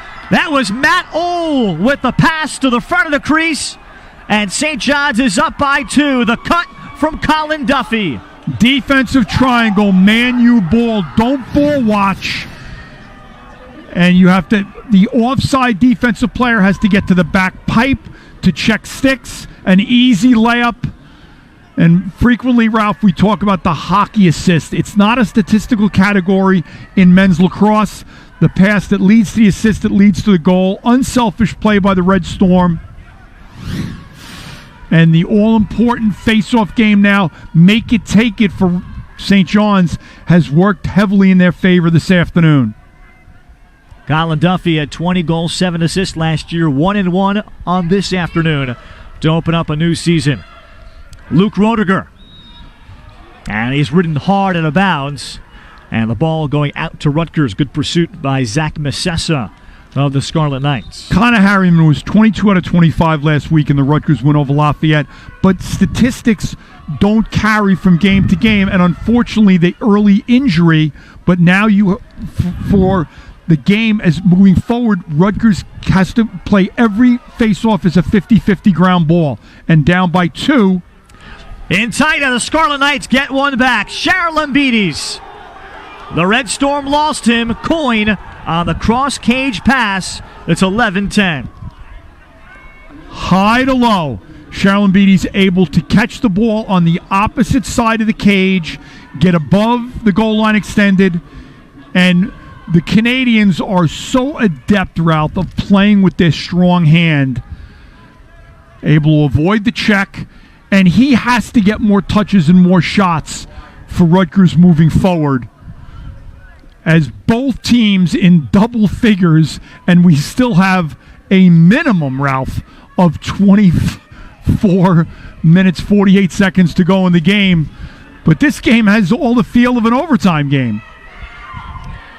Duncan on the pickup. And particularly, Rich, when it's 30 degrees, that's not what we want to hear. But the audience would enjoy it as Duffy back behind. Well, Ralph, the last time we did an overtime game here together was Yale St. John's, and there were multiple timeouts. They had to come out and shovel the restraining line, shovel the creases. Yeah, that was the game where we saw the orange ball come out. We wondered what was taking them so long to go to the orange ball because there was so much snow. Great memory. It was the middle of the third quarter when both officials came over to the coaches, Andy Shea and Jason Miller, and said, no more white ball with all this snow. That was about a quarter too long that day, or too late, as here's Declan Swartwood attacking the D. 80 pounds, went down to make the save. If you break the game down in terms of possessions, Ralph, and shots, I never look at shots as a statistical category. It's shots on goal. But when you look at the number of possessions that St. John has managed because they've been effective riding and the face-off wins, that has been the biggest factor to this point. Pass by Joe Madsen and a trail check. Cristiano knocked it free. St. John's will recover, 5 to shoot. Declan Swartwood, and he'll just throw it to the corner.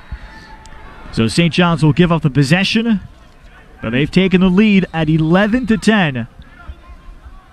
So, Ralph, the last 2 possessions we've seen teams choose, and in my view, the correct play, to just roll the ball and go to the riding game after an incredibly fast-paced first half. So now the team's perhaps being a little bit more patient offensively, but at the end of the day, it's my buddy Bill Tierney always says, I ask him the keys to the game, he says, make saves, win faceoffs. This game will be determined by the goalie play and the play at the X for faceoffs. Good double team comes. Smith is able to get on the hands of Kieran Mullins. Mullins, no. Dash to the front, off the fake. Kieran Mullins, spectacular finish, his third. That ties up the game again.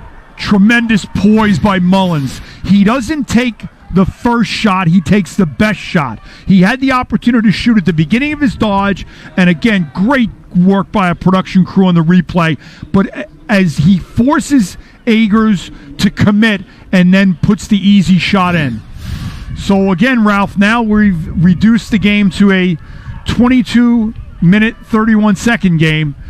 As long as the game is tied, it's like we're playing the opening faceoff.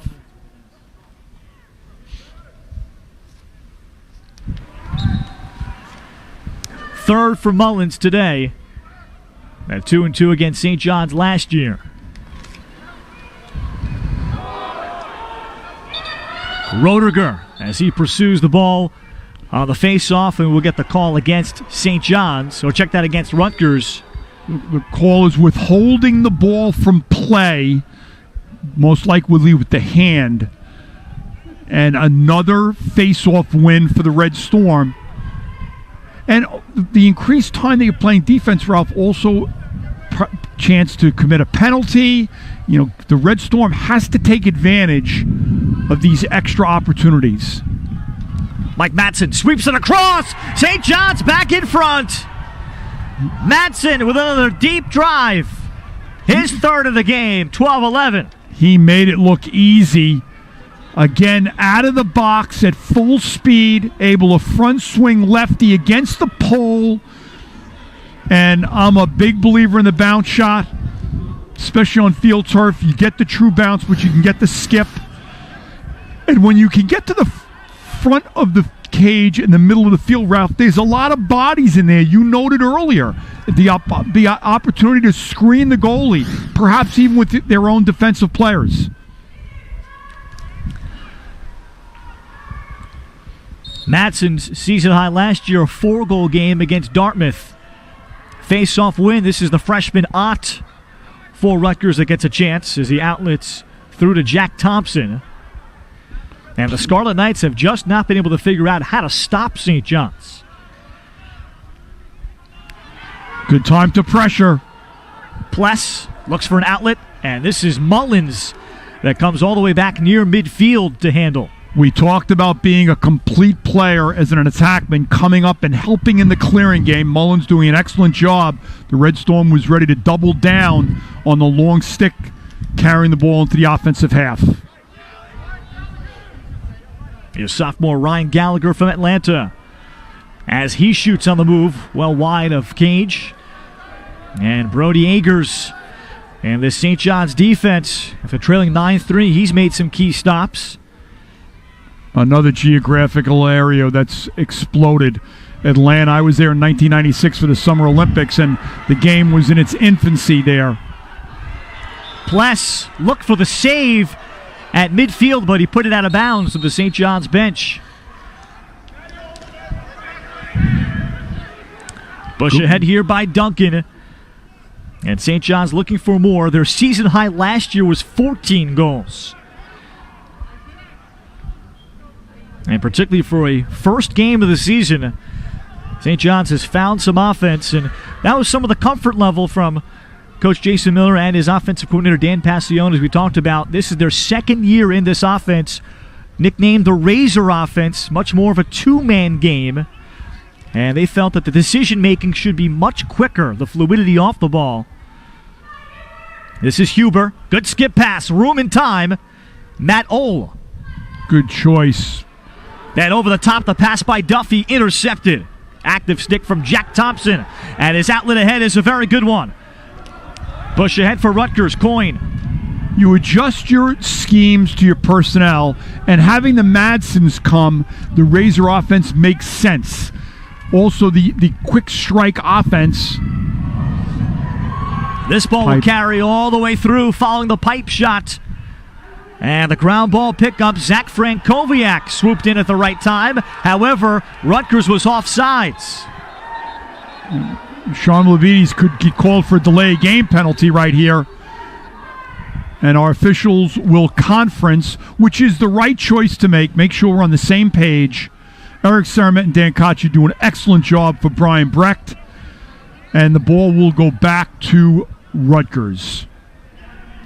Tony Parente, Al Pugh, Dan Miller doing the honors. And it appears like it will be Rutgers' possession. And someone had stepped over, and Jason Miller now wants an explanation. And the third official, or the trail official, is responsible for making sure that the box area is done legally, and at the same time to make that last call in terms of counting the number of players. That time the call was made, but there was a player in the box area that had stepped on, so Rutgers was not offsides. Rutgers versus Sharm Labides, which is the key matchup of the day. And he's not really a dodger, Ralph. He's more of a finisher. We'd seen that earlier. So it is Rutgers' possession as we near 4.5 to go in the third quarter. We were tied at 9 at the break in a game that's had wild momentum swings. David Sprock, and he's got the D-Mitty Stockfitter. Mullins takes a jab or two from Marin. Marin able to recover. Now the help defender comes in Keel. The ability to slide and recover, or hedge in terms of defensive terminology, and don't create offense. Stay on your matchups. If you slide, play with your stick in the lane. Look to the skip pass, not there. Nobody there on the backside. Sharon Embiid is the closest to it for Rutgers. And St. John's will look for the clear, and again they'll have 20 seconds in the new 80-second shot clock. The other rule change, Rich, be smaller in terms of length horizontally, substitution boxes. As Stockfetter, he ends up turning it over there as that pass carried over. Jason Miller has a valid argument here. They were onside. I noted earlier about the player by the box area. But you're correct, Ralph. That was designed, the expansion of the substitution box was designed to make it easier for players to get on and off the field, but they felt it created too much of a competitive advantage because obviously you would put your players all the way down at the end of the line, and therefore they would get into the game quicker both on offense and defense. Yeah. So we've gone back to the standard box size. And the feeling is, Rich, that it's going to create more transition chances and less substitutions on the fly. The traditional midfielder, play the game north-south, don't play it east-west. Mullins turns and shoots. Rutgers will have backup with still 34 seconds left on the shot clock. Tommy Coyne. Coyne getting inside of Keel, takes it to the front, and he's got the goal. He's able to power it through Agers. We're tied at 12. Individual effort by Coyne. Coyne going hard from the wing, and the advantage we noted earlier is that you're already above the goal line extended, so it doesn't take much, and he sprints to the cage, and he was going upfield and diving, and the ball trickled past Agers to tie the game. Second of the game to go along with an assist for Tommy Coyne, a former high school All-American out of Naperville, Illinois. And we've seen the potency of this Rutgers attack unit, Sharon Embiid, Mullins, and Coyne. Yeah, that's without Casey Rose having a big game yet. As he's gotten the assignment of Luke Roediger. Ott was able to draw the faceoff back, and Cristiano able to roll it along here for Jack Thompson. Winning the faceoff, in my view, has to result in an offensive possession. So you can pick up the ground ball, and that time it bounced several times. They went into the defensive half. Good check by the Red Storm, but we'll see if Rutgers can take a page from the St. John's playbook on make it, take it, score, and win the ensuing faceoff.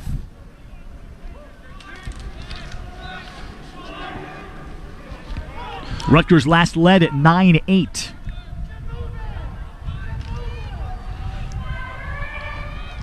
Here's redshirt freshman Joe Peterson from Alamo, California, as he is stripped. And the pickup by Smith of St. John's.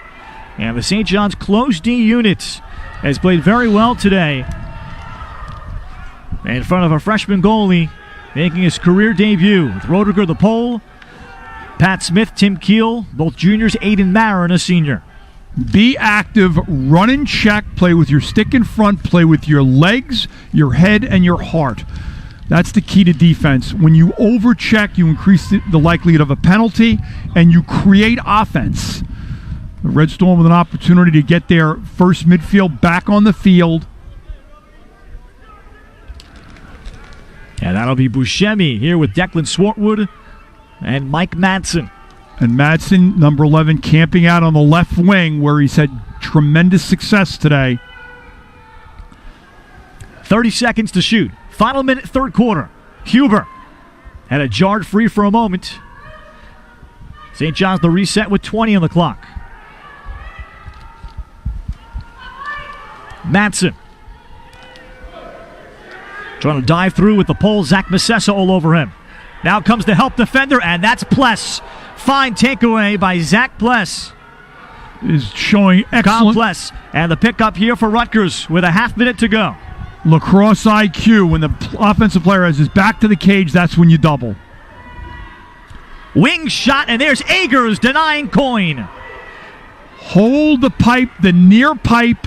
Give him no room to shoot it. Keel lobbing ahead. Madsen knocked down. St. John's wanted a flag. And it'll fall out of bounds. We'll have a chance for one more heave for Rutgers. And our rule change, Ralph, of course, is that the ball only has to be in flight, doesn't have to cross the goal line before the horn blows. Pless's heave is off cage. We remain tied through 3. What action? St. John's in their season opener. Rutgers, ranked number 12 in the country. They're going to have to earn a 2-0 start today on the road. We're back with the fourth quarter on ESPN 3.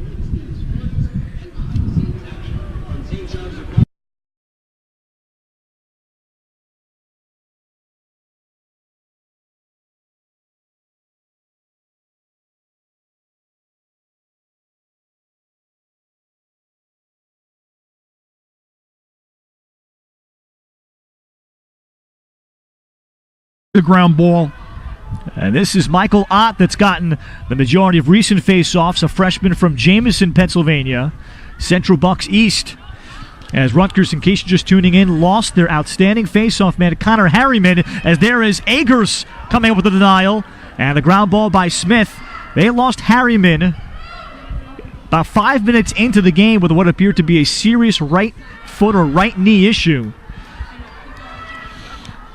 As here comes Matt Duncan, able to get through a couple of checks, and St. John's will have possession.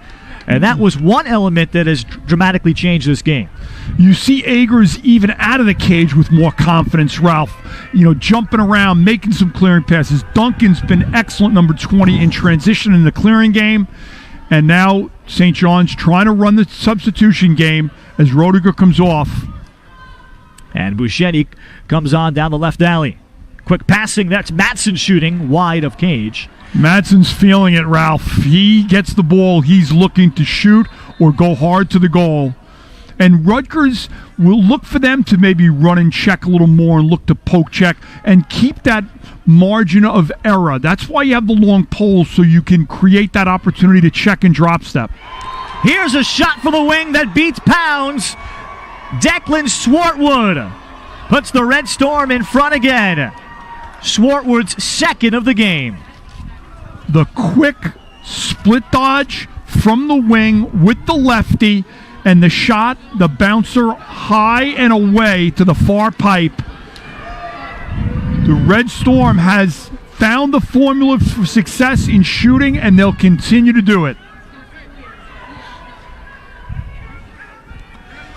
St. John's back in front. I ran into Declan Swartwood, Rich, this past July as I was working the World Lacrosse Championships in Israel on ESPN+. Declan Swartwood was there as an operations intern for the tournament organizers. He had a great time there. He was working 4 games a day, so he was exhausted. But he joined me as an analyst on a game, too, and did a very good job. That shows his passion for the sport.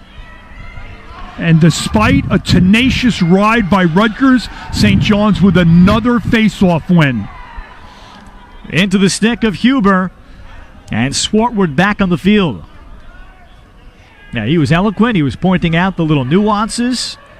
Then he went back to work as carrying the buckets of ice, doing game operations for the very next game that would take place a half hour later. So Oh, He was putting in more than full days work. Ralph, they were lucky to have you. I had the opportunity to coach the German national team with Jack Cayley. It was tremendous fun, great experience. I got to travel and work with terrific players. And the passion that the German players that we coached, they wanted to learn. They were like a sponge. You couldn't give them too much in terms of X's and O's in the game, and it's tremendous the way the game has grown. I saw Tom Hayes.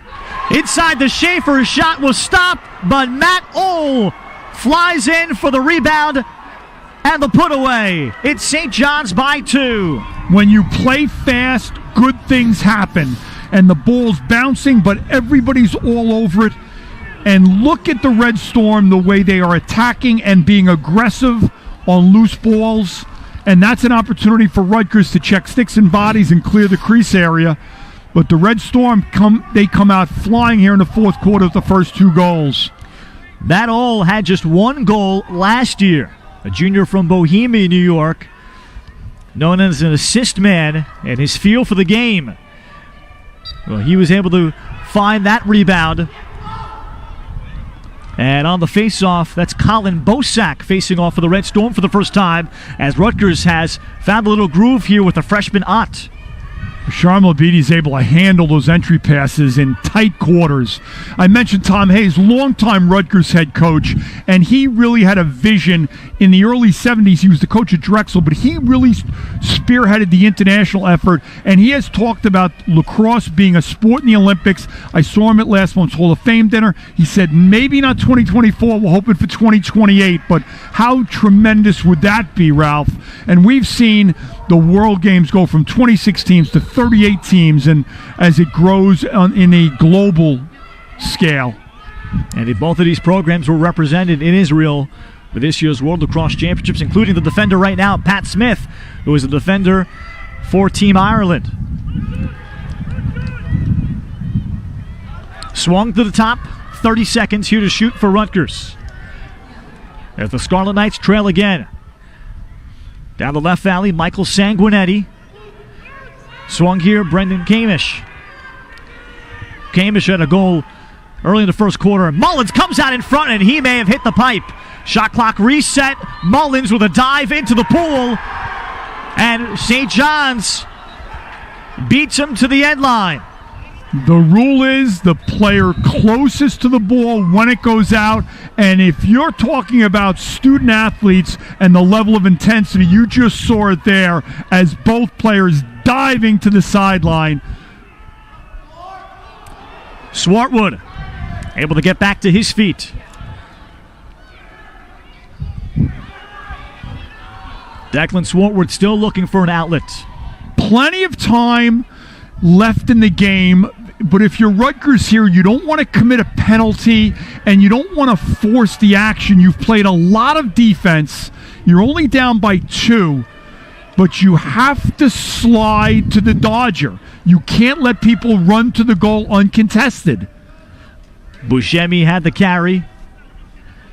And the reset out high, Mike Madsen, who's got 3 goals among the St. John's leaders today.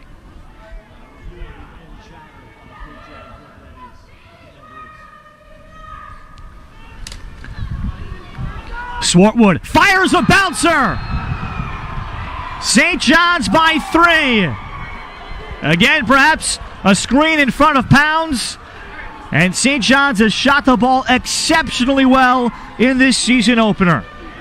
Bounce shots are key, and we're in a situation where the Red Storm, because they have a plethora of left-handed shooters, they force Rutgers to defend the entire field, and the quick ball movement and their change of direction dodges have really helped them today. The majority of their goals, Ralph, have been from left-handed scorers. So Declan Swartwood has his own hat trick to join Mike Madsen.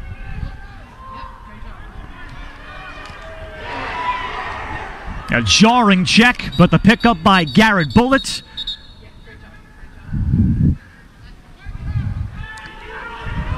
And it's going to be Rutgers' possession. Jason Miller asking about the stoppage of play for equipment, Yeah, ironically, it was actually Zach Masessa who lost a cleat on the play. I can't remember the last time we saw in a lacrosse game, especially on this kind of frigid afternoon. And now another whistle. And our official will adjust the clock here. 15-12 St. John's. Ralph Bjorchik alongside Rich Donovan here at the Silva Memorial Field in frigid and windy Queens. St. John's led 2-0 before Rutgers came roaring back.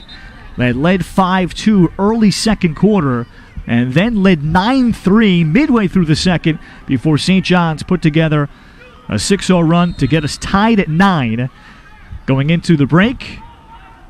And we went back and forth through the third quarter. We were tied at 12 into the fourth. Great save there by Rutgers. And they'll earn themselves the possession back. Those are the 50-50 ground balls that the Scarlet Knights have to come up with as we're inside of 10 minutes. That was Ryan Gallagher that made the save off the sideline. Now Sprock, and he could not get the shot on goal. David Sprock with a quick first step. The path of your stick has to follow the path of the ball, and his follow-through, Ralph, he pulled it to the right, and those are the missed opportunities. Mullins missed one earlier. St. John's has scored 12 of the last 15 goals. This has been an awesome effort by the Red Storm.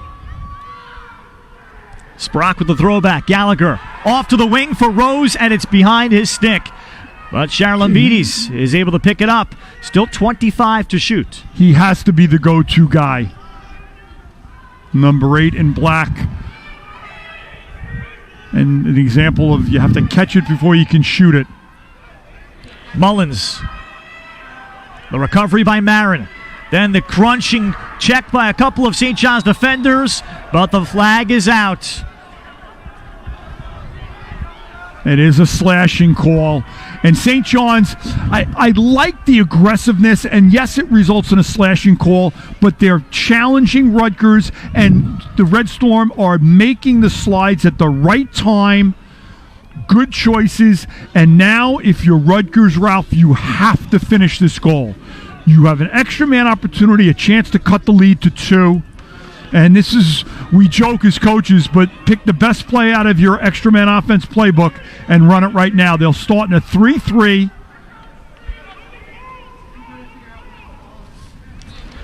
And 4 long poles and a short stick in the game for the Red Storm. And they'll play a zone. Don't give up a layup. You can give up the 12-yard shot, and don't make the goalie go pipe to pipe. Let him see the shooter.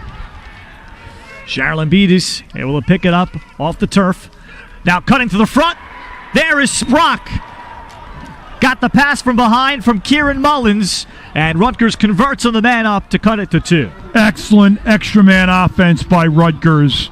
Good touches after they actually dropped the ball when they were going hidden ball trick, but excellent center cut and the easy layup. Now the all-important ensuing face-off.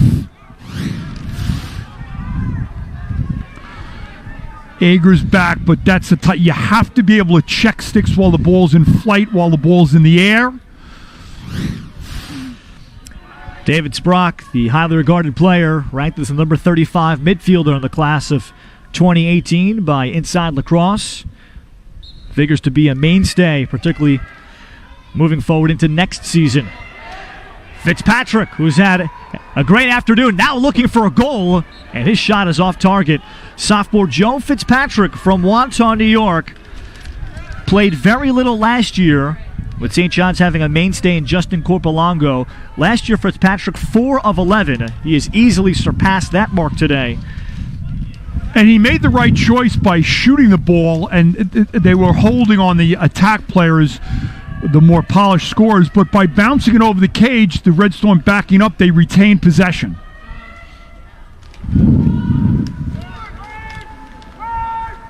Matt Ohl reversing course. Declan Swartwood and the D-Midi Mark Cristiano. Good time for a smart possession for the Red Storm. No reason to hurry. The clock is in your favor. And 30 seconds, plenty of time to get a good look at the goal. That's Huber shooting. That's off the side of Cage. And the ground ball collected by Rutgers. Garrett Michaeli. Michaeli with a big-time ground ball with the stick in his right hand, able to accelerate, clear it. Coyne did not have options, so it goes back to Sharilambidis. It's a mouthful. Here's Zach Frankowiak. Sharilambidis again. Looking to wheel it to the front, then missing to the short side. With Rutgers having backup with quickly approaching 6.5 to go. And the Scarlet Knights were in such a groove offensively for about a 15-minute stretch. Here's room and time, but the ball ripped over the top. That's Frankowiak, who's going to get a run here, looks like. With St. John's in the midst of subbing, Frankowiak remains on. 2 opportunities for Rutgers there, coming out of the box. Casey Rose. In tight, Coyne on the doorstep. Got the feed out of the corner. Kieran Mullins again on the dish. It's a 1-goal game in Queens. The advantage of being patient. They had a couple of looks where players had the advantage coming out of the box. They chose to move it, and they wind up getting a second consecutive layup in tight.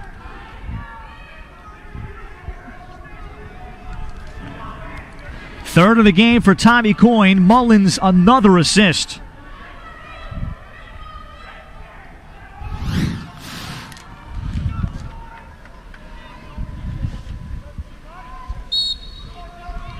It's Todd Fitzpatrick against the 6th-year senior Alex Schoen.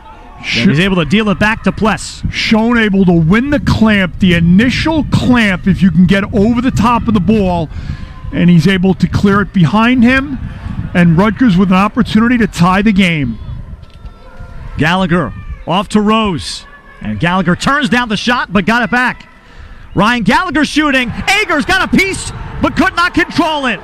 Ryan Gallagher reties the game for Rutgers. Sometimes the ball bounces your way, Ralph, and Gallagher got caught throwing the ball in front, but it knocked off of the handle of the Red Storm defender right back into his stick. So a second shot opportunity, and they convert. So credit the Scarlet Knights for a 3-goal run. Ryan Gallagher's first of the game.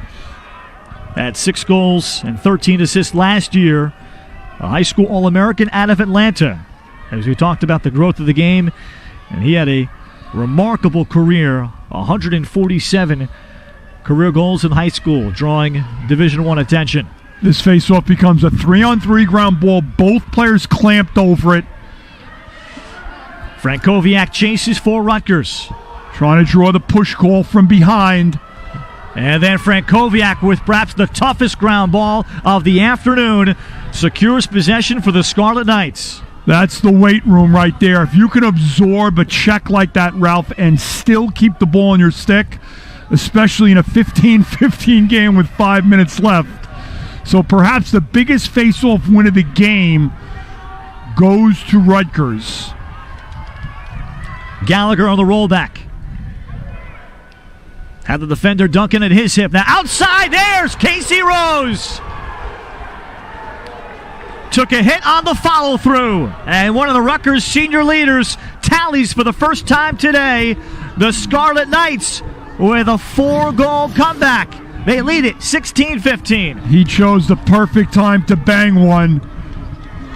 The dodge, the rollback, leads to the feet, and that could have been a late hit, Ralph, and a high hit, and that has been a point of emphasis. So the Red Storm dodges what would have been a goal, and there would have been no face-off. It's interesting. We haven't had a lot of penalties in the game.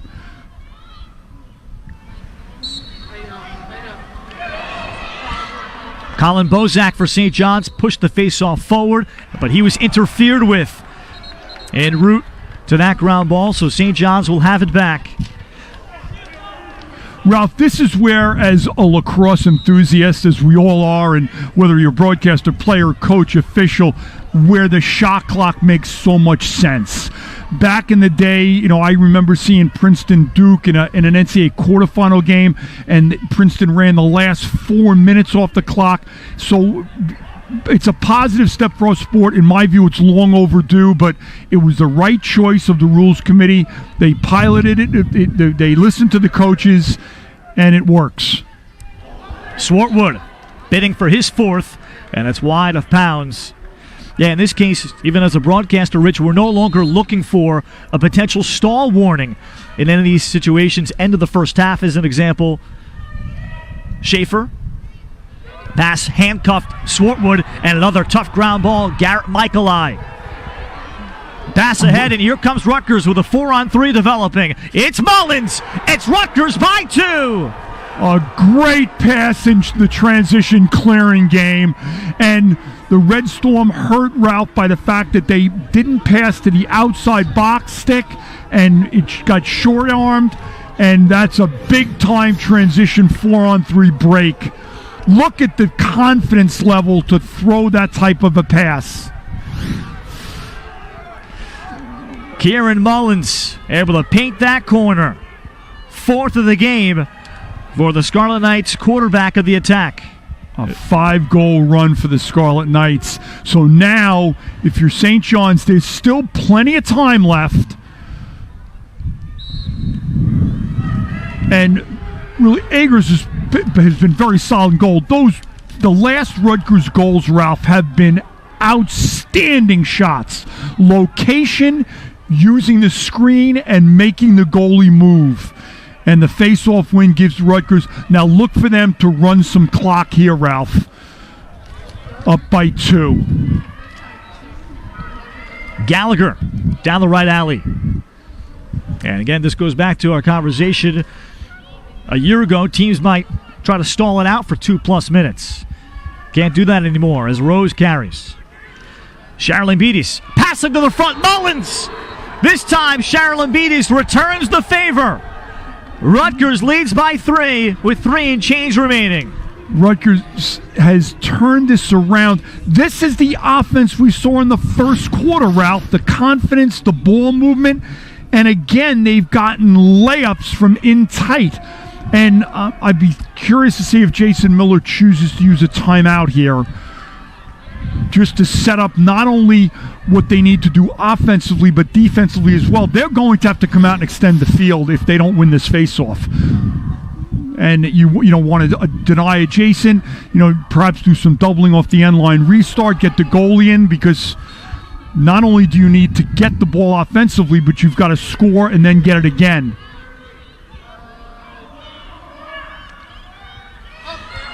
Roediger knocked the ground ball to himself, but now he is surrounded and swarmed, forced out, but the flag is down.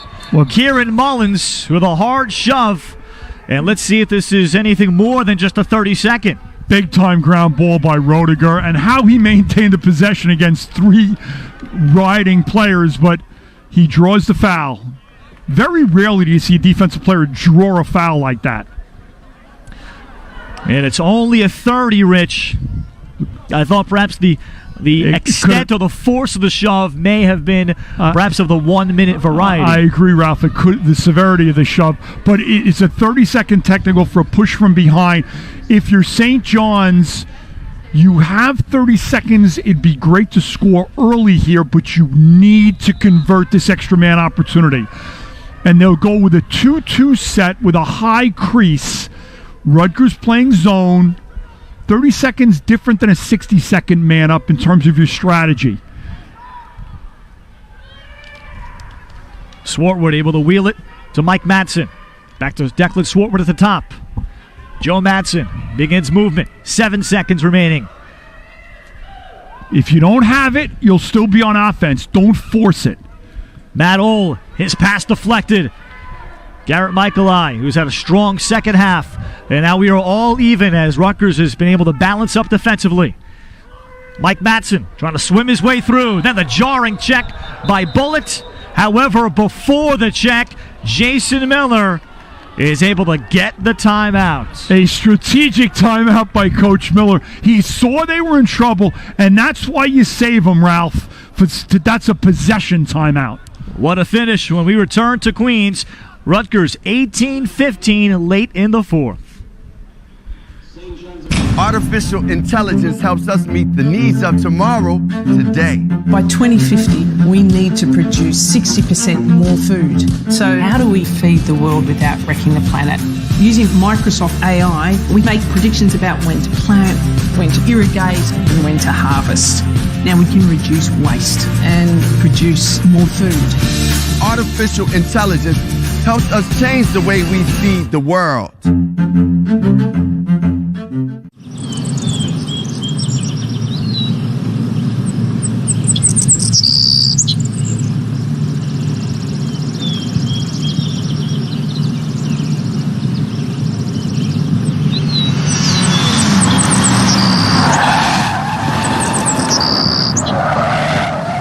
Accidents can happen anytime. That's why Geico's here 24 hours a day, every day. Geico. 15 minutes could save you 15% or more on car insurance.